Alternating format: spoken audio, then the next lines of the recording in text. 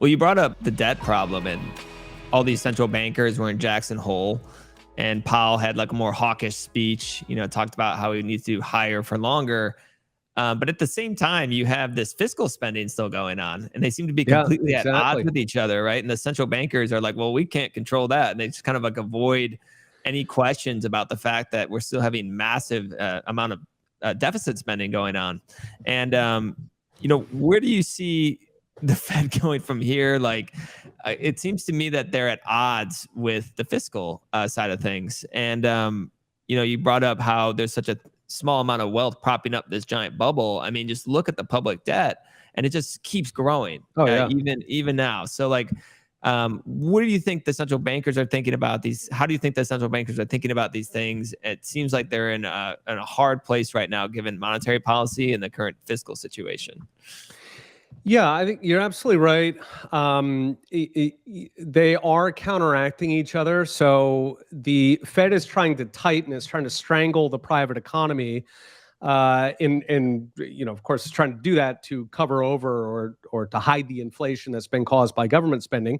And then, of course, the federal government is not playing along, so it just keeps spending, and it's kind of like they're.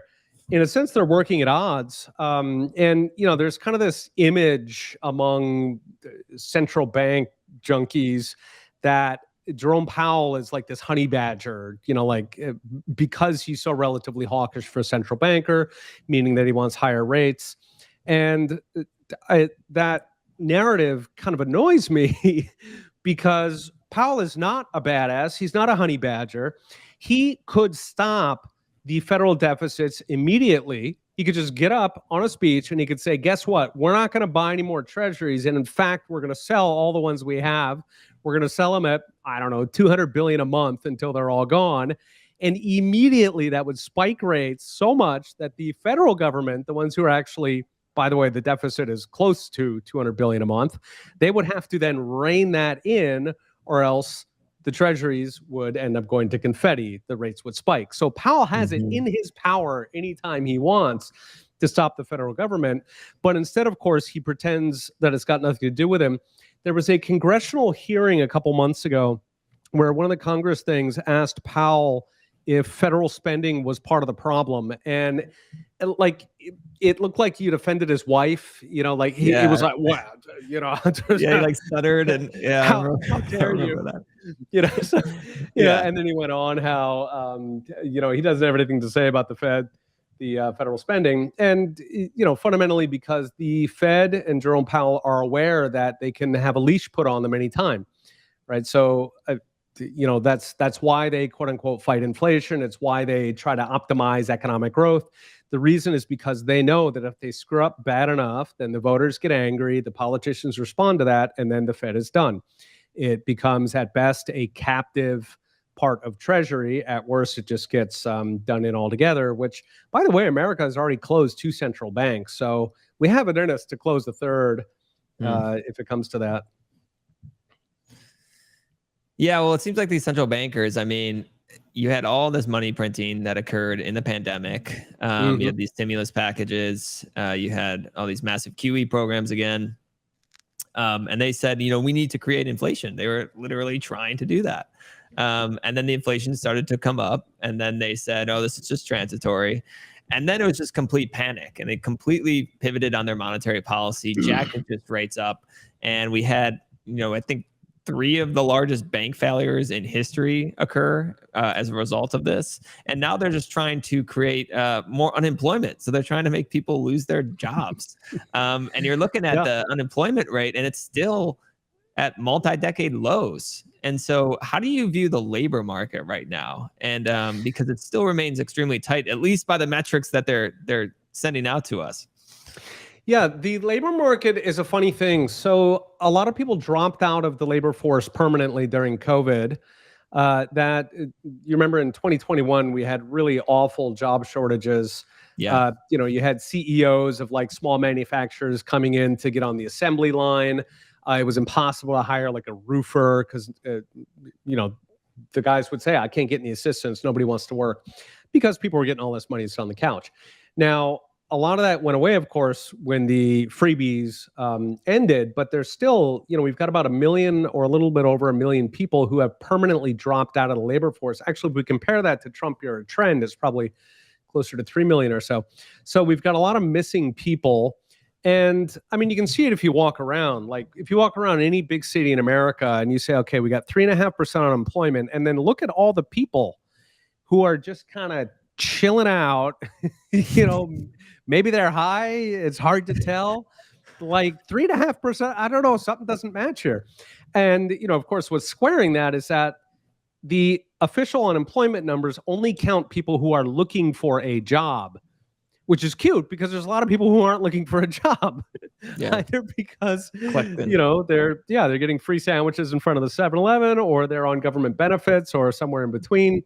A lot of people retired early, bona fide, during COVID. And then, once you take your early retirement, it's hard to reverse that. You're not necessarily going to get back on your your sort of clean escalation retirement benefits.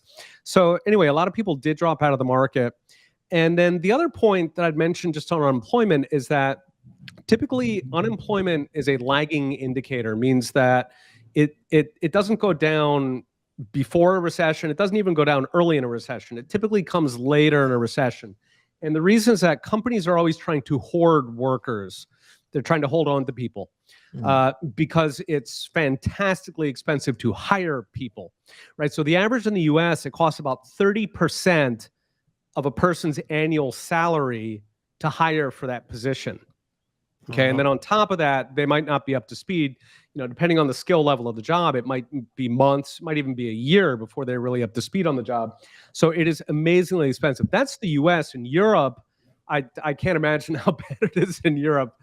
You've got much, it's a lot harder to fire people. It's also a lot harder to hire, or it's harder to hire because it's hard to fire, right? So like if you're a French company and you hire somebody, you're almost marrying them.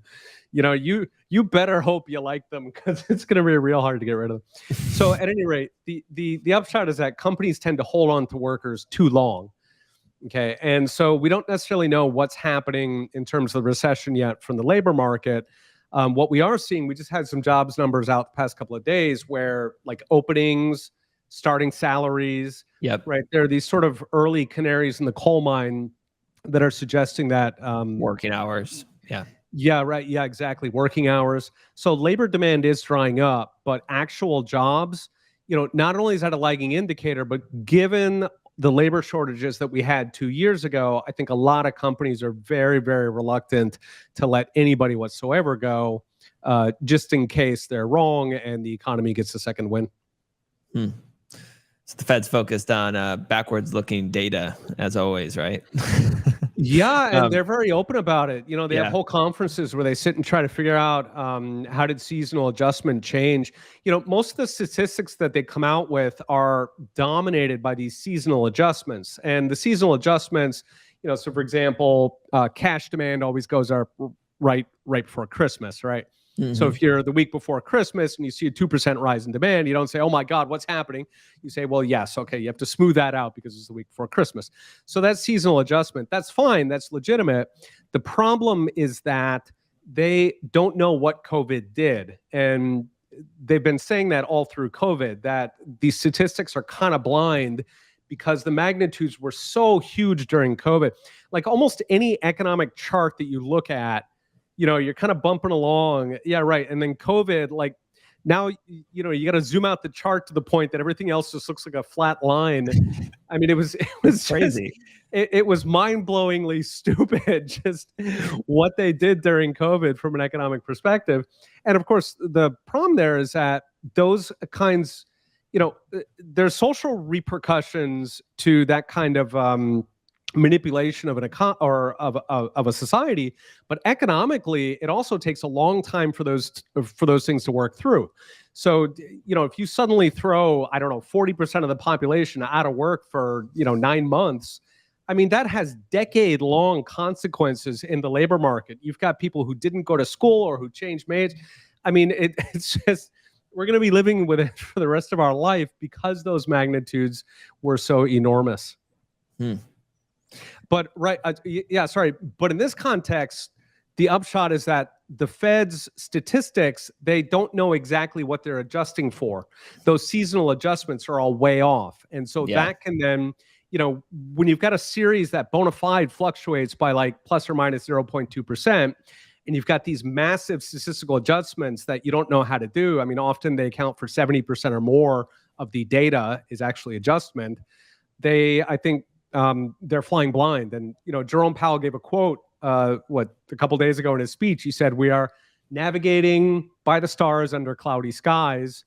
Yeah. That is the consensus in the Fed. They honestly don't know what they're doing.